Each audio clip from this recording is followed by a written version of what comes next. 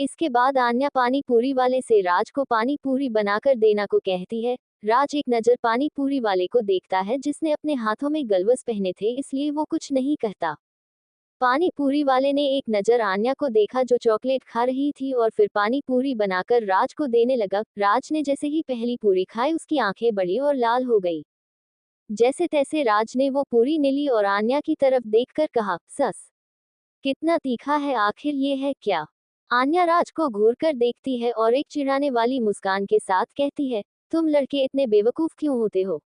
अब तुम्हें ही देख लो, बिना नाम जाने खाने लगे, वो भी बस एक लड़की के कहने पर। ये सुनकर पहले तो राज सकपका जाता है और इधर उधर देखने लगता है। तभी राज को कुछ समझ में आता है और वो आन्या से पूछता है कि कहीं ये सब तुम्हारा किया धरा तो नहीं है ना? ये सुनकर आन्या एक टेढ़ी मुस्कान के साथ कहती है, हाँ ये सब मेरा किया धरा है, क्यों? क्या परेशान करने का हक सिर्फ तुम्हारा ही है? ये कहते कहते आन्या आराम से अपनी चॉकलेट खा रही थी। वहीं राज की तो मिर्च की वजह से जीभ जल रही थी। तभी राज की नजर चॉकलेट के आखिरी पीस पर पड़ी जिसे आन्या ने अभी अभी अपने मुंह में डाला था। राज के दिमाग में कुछ आता है और वो आन्या का हाथ पकड़कर उसे वहीं पास में मौजूद एक पतली सी गली में ले जाता है। उस पतली सी गली में बहुत अंधेरा था, इसलिए राज आन्या को उस गली में लेकर आया था। गली में आते ही राज ने आन्या को दीवार से सटा दिया। राज ने आन्या के दोनों हाथ को अपने दोनों हाथों से पकड़कर दीवार से लगा दिए और उसके होंठों पर अपने होंठ रख दिए। वहीं आन्या को बिल्कुल उम्मीद नहीं थी कि राज ऐसा कुछ करेगा, इसलिए वो बस आंखें बड़ी बड़ी करके राज को घूर रही थी। आन्या तो बस राज को चिढ़ाने के लिए उसके सामने चॉकलेट खा रही थी। आन्या अभी भी आंखें बड़ी बड़ी करके राज को देख रहा था कि तभी उसे राज की गर्म जीभ अपने मुंह में महसूस होती है। अगले ही पल राज आन्या के मुंह में मौजूद वो चॉकलेट का पीस अपने मुंह में ले लेता है जिसे आन्या ने अपने मुंह में डाला तो था, लेकिन राज की हरकतें की वजह से खा नहीं पाई। चॉकलेट अपने मुंह में लेने के बाद भी राज आन्या को किस करना बंद नहीं करता। राज आन्या को करीब 15 मिनट तक किस करता है और फिर अलग हो जाता है। अब तक राज और आन्या दोनों के मुंह चॉकलेट के सन चुके थे। आन्या कुछ बोलती उससे पहले ही राज कहता है, अगर ये मिले तब तो मैं रोज ऐसी पानी पूरी खाने को तैयार हो जाऊं। ये सुनकर आन्या का चेहरा गुस्से और शर्म से लाल हो जाता है और वो राज को घूरने लगती है। राज आन्या को ऐसे घूरता देख कहता है, तुमने तो मेरा मुंह जला दिया, लेकिन मैं ऐसा कुछ नहीं करने वाला। चलो अब मेरे साथ। ये कहकर राज आन्या को अपने साथ हाइट के पास ले जाता है। राज पहले खुद बाइक पर बैठता है और फिर आन्या की जेब में रखी चाबी निकाल लेता है। वहीं आन्या को राज की ऐसी हरकतें देखकर बेहद गुस्सा आ रहा था। आन्या ने कहा, ये क्या हरकत है और आपने मेरी बाइक की चाबी क्यों ली? दीजिए मुझे वापस, मुझे और उठाए मेरी बाइक से। जवाब में राज कहता है, नहीं मैं नहीं उठने वाला और तुम अब मेरे पीछे बैठो। ये सुनकर आन्या मना करना चाहती थी, लेकिन उससे पहले ही राज उसे टोक देता है। राज कहता है, मना करने की तो सोचना भी मत, क्योंकि मैं बाइक से उठने वाला नहीं हूँ और अगर तुम बाइक छोड़कर गई तो मैं ये बाइक हमेशा के लिए अपने पास रख लूंगा। ये सुनकर आन्या बिना कुछ बोले बाइक पर बैठ जाती है, क्योंकि ये बाइक उसकी फेवरेट थी। ऊपर से उसने इस बाइक को डिजाइन करने में बहुत मेहनत की थी। आन्या ने गुस्से में राज से पूछा, ये कहाँ लेकर जा रहे हो मुझे? जवाब में राज बस मुस्कुराते हुए इतना ही कहता है कि लंच के लिए वो क्या है, ना कि मुझे बहुत भूख लगी है।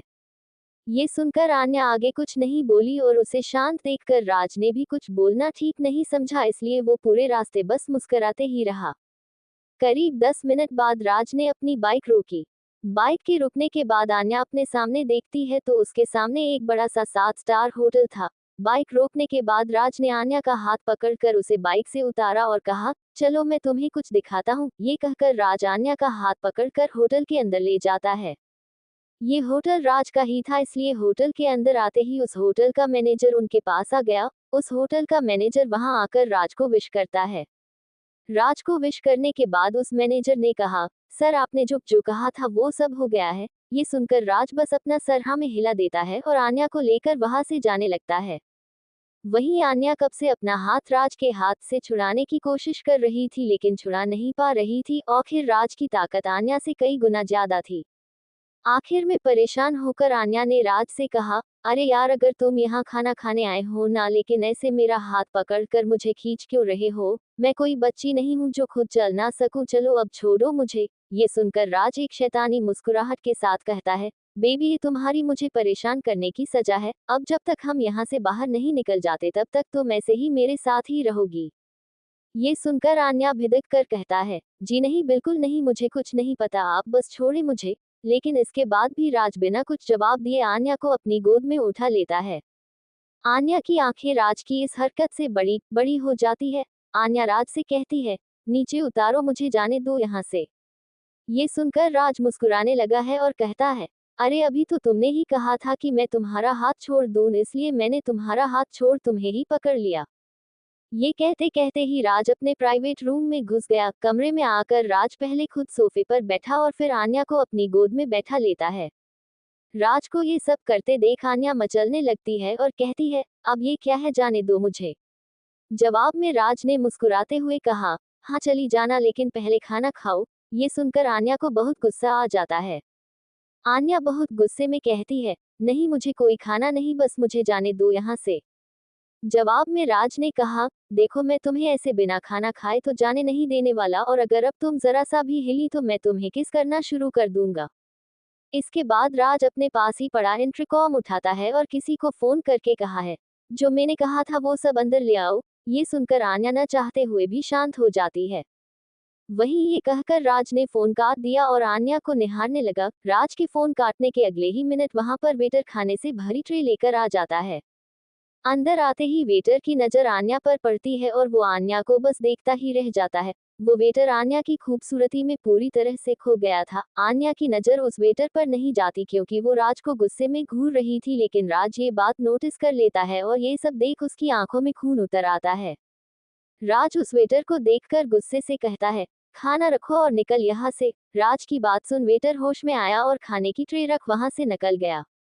उस वेटर को जाने के बाद राज थोड़ा शांत हुआ और एक प्लेट में खाना सर्व करने लगा। खाना सर्व करने के बाद राज आन्या को अपने हाथ से खाना खिलाने लगता है।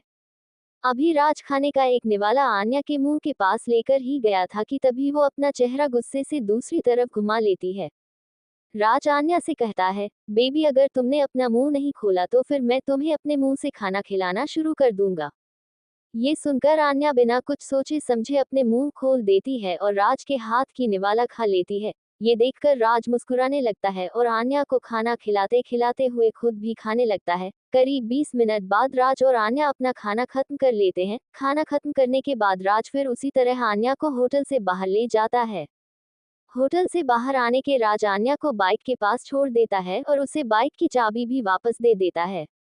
बाइक की चाबी लेने के बाद आन्या टाइम देखती है और कहती है, मुझे लेट हो रहा है, मैं जा रही हूँ। ये कहकर आन्या बाइक पर बैठ जाती है। राज की बात सुनकर और आन्या को बाइक पे बैठते देख राज भी तुरंत बाइक पर पीछे की सीट पे बैठ जाता है। राज कहता है, तुम जहाँ जाओ मैं भी तुम्हारे साथ वहीं जाऊंगा, वैसे भी आज मैं पूरी तरह से फ्री हूँ। जवाब में आन्या कहती है, हाँ चल ही लो, वैसे भी काम तुम्हारा है। आन्या की बात राज को बहुत अजीब लगती है, लेकिन फिर भी वो कुछ नहीं कहता। वहीं अपनी बात पूरी करके आन्या ने अपनी बाइक स्टार्ट कर दी। आन्या इस वक्त बाइक को किसी सुनसान इलाके में हवा की रफ्तार से भगा रही थी। लगातार 15 मिनट तक हवा की तेजी से बाइक चलाने के बाद आखिर में आन्या ने बाइक को एक सोसाइटी के सामने रोका। राज एक नज़र अपने सामने मौजूद सोसाइटी के देखता है, जो कि देखने में बस ठीक ठाक ही थी। राज अभी आन्या से इस बारे में कुछ पूछने ही वाला था, लेकिन उसके पहले ही राज के फोन में एक मैसेज आता है। राज अपना फोन निकालकर एक नज़र मैसेज करने वाले के नाम के देखता है। मैसेज भेजने वाले के नाम को देख राज के चेहरे पर एक टेढ़ी मुस्कान आ जाती है। राज जल्दी से आन्या से कहता है, मुझे कुछ जरूरी काम है। ये कहकर राज बिना आन्या का जवाब सुने वहां से थोड़ा दूर चला जाता है। आन्या से थोड़ा दूर आकर राज अपने फोन में मैसेज खोलकर देखा तो वहां एक वीडियो थी। राज ने उसी वक्त वो वीडियो अपलोड करके देखने लगा। वीडियो शुरू करते ही राज हैरान रह गया। राज कभी को वीडियो देखता तो कभी आन्या को। असल में ये वीडियो और किसी का नहीं बल्कि जग्गू का था, जब आन्या उससे मिली थी। लेकिन राज को पास जो वीडियो था उसमें बस जग्गू की दिख रहा था और सिर्फ जग्गू की ही आवाज आ रही थी, क्योंकि आन्या ने पहले ही वीडियो से अपनी आवाज कटना दी थी।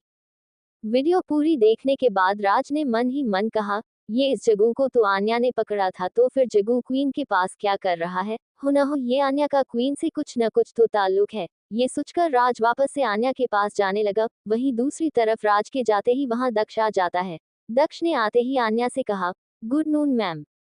जवाब में आन्या ने अपना सर हिलाते हुए कहा, क्या तुम वो लाए जो मैंने लाने के कहा था? दक्ष ने जवाब में, ये इसमें मैं ले आया हूँ। ये कहते हुए ही उसने आन्या को उस बच्ची की तस्वीर थमा दी। उस तस्वीर को देख आन्या के चेहरे पर शैतानी मुस्कान आ जाती है। आन्या कहती है, बहुत अच्छे दक्ष, अब तुम यहाँ से जा सकते हो, और हाँ, जब सब शॉपिंग के लिए मॉल तो उनका ध्यान रखना। जवाब में दक्ष यस मैम कह वहां से चला जाता है। उसके जाने के बाद आन्या देखती है कि राज वहीं आ रहा है, लेकिन फिर भी उसे नजरअंदाज कर वहां से जाने लगती है। आन्या को ऐसा करता देख राज ने खुद से कहा, बस देखने में ही ये छोटी, मासूम, प्यारी और सुंदर है, वरना तो गुस्सा हमेशा इसकी नाक पर रहता है, लेकिन जो भी हो इसकी यही अदाएं तो इसे सबसे अलग बनाती है। ये सोचते हुए राज तेजी से कदम बढ़ाने लगा। कुछ ही देर में आन्या और राज दोनों लिफ्ट का सामने खड़े थे और लिफ्ट के खुलने की इंतजार कर रहे थे। कुछ ही देर में लिफ्ट खुल जाती है और वो दोनों लिफ्ट में चले जाते हैं। लिफ्ट में जाकर आन्या ने थर्ड फ्लोर का बटन दबाया। लिफ्ट के अंदर सिर्फ आन्या और राज थे और दोनों ही कुछ नहीं बोल रहे थे, जिस वजह से वहां बिल्कुल शांति थी। कुछ ही देर में लिफ्ट थर्ड फ्लोर पर रुक गई। लिफ्ट रुकते ही उसमें से पहले आन्या और फिर उसके पीछे राज निकले। आन्या एक दरवाजे के सामने रुकी और उसे वहां की डोर बेल बजाई। कुछ देर बाद दरवाजा खुला और उनके सामने 22-23 साल की एक जवान लड़की खड़ी थी। उस लड़की ने एक बहुत ही छोटी ब्लैक कलर की स्कर्ट पहनी थी।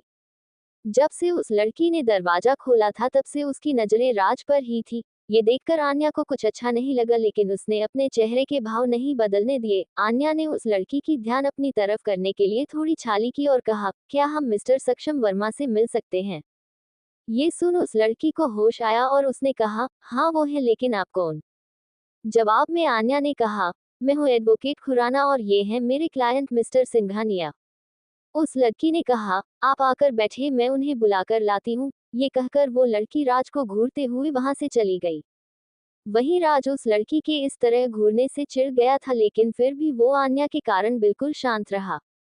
उस लड़की के पीछे पीछे राज और आन्या भी उस फर्स्ट के अंदर आकर बड़े आराम से सोफे पर बैठ गए। कुछ ही देर में वो लड़की एक 40 से 45 साल के आदमी के साथ बाहर आई। ये आदमी और कोई नहीं बल्कि सक्षम था, जिसने उस लड़की को कमर से पकड़ा हुआ था। उन दोनों को देखकर राज समझ गया कि ये लड़की सक्षम की रखेल है। राज ये देख हैरान था, लेकिन उसने अपने चेहरे पर एक डरावना लुक ही रखा। राज ने एक नजर आन्या को देखा, जो कि शुरू से आखिर तक बिल्कुल शांत थी, जैसे उसे इस बारे में पहले से ही पता था।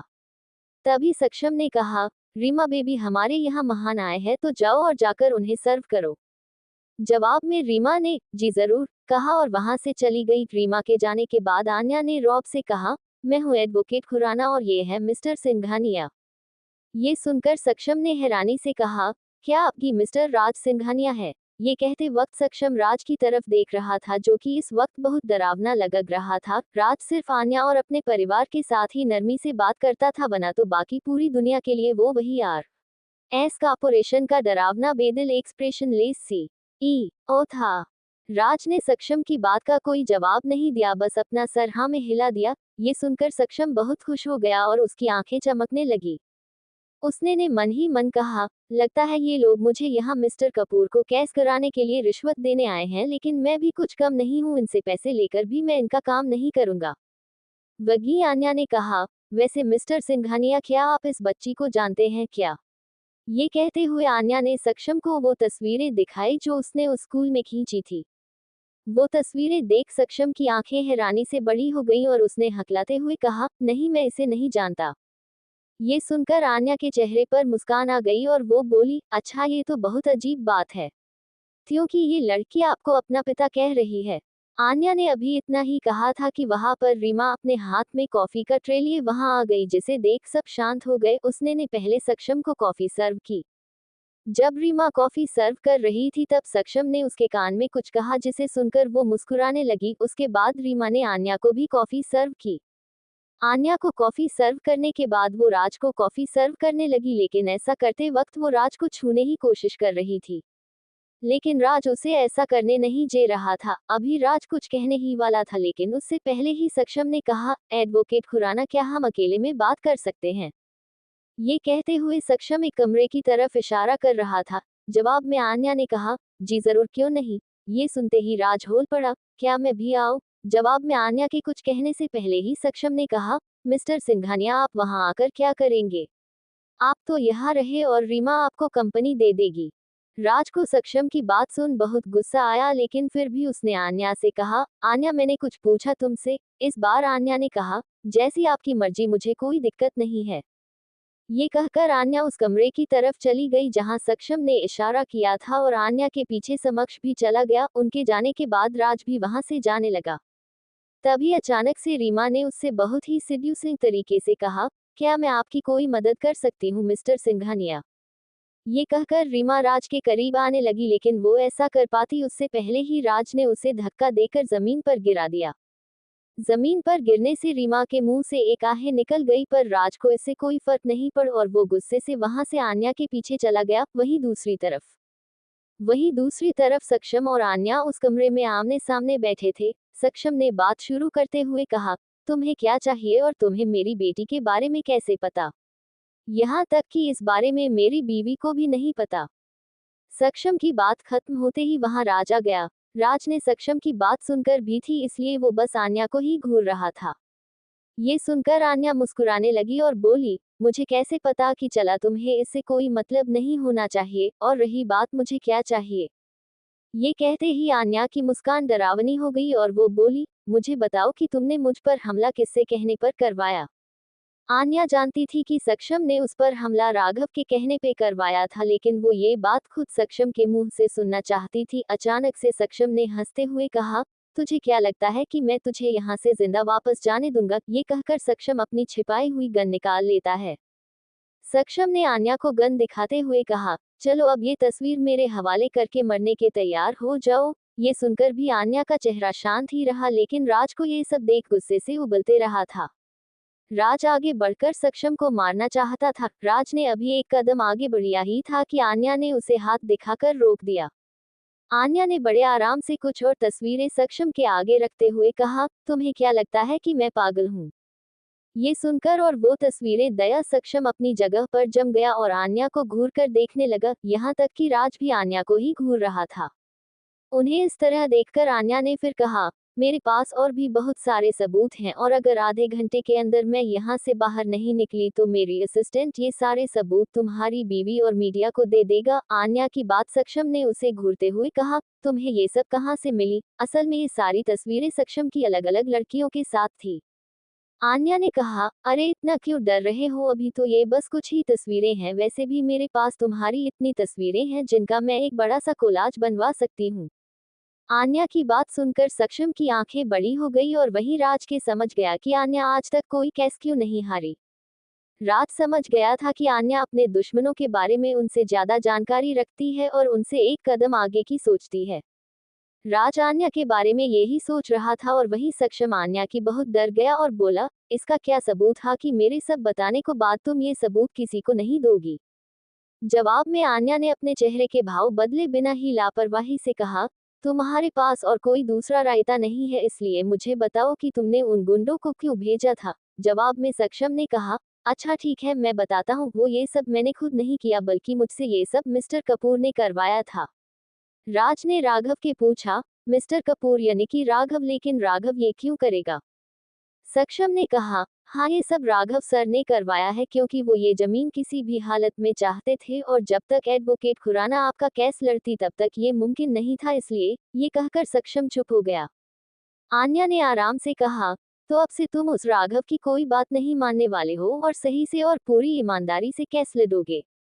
ये सुनकर सक्षम ने जल्दी से अपना सर हाँ में हिला दिया। इसके बाद आन्या ने पीछे मुड़कर राज की तरफ देखते हुए कहा, मुझे पसंद नहीं कि कोई मेरे काम में दखल दे।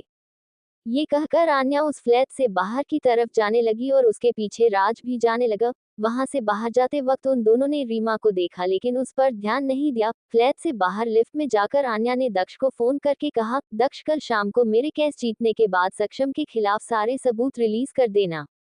ये कहकर आन्या ने बिना जवाब सुने फोन काट दिया। असल में आन्या किसी भी गलत काम करने वाले का साथ नहीं देना चाहती थी और वैसे भी उसने सक्षम से कोई वादा नहीं किया था। वहीं राज को आन्या की ये बात बहुत पसंद आई, इसलिए वो मुस्कुराने लगा। कुछ ही देर में लिफ्ट ग्राउंड फ्लोर पर पहुंच गई और वो दोनों लिफ्ट से बाहर आ गए।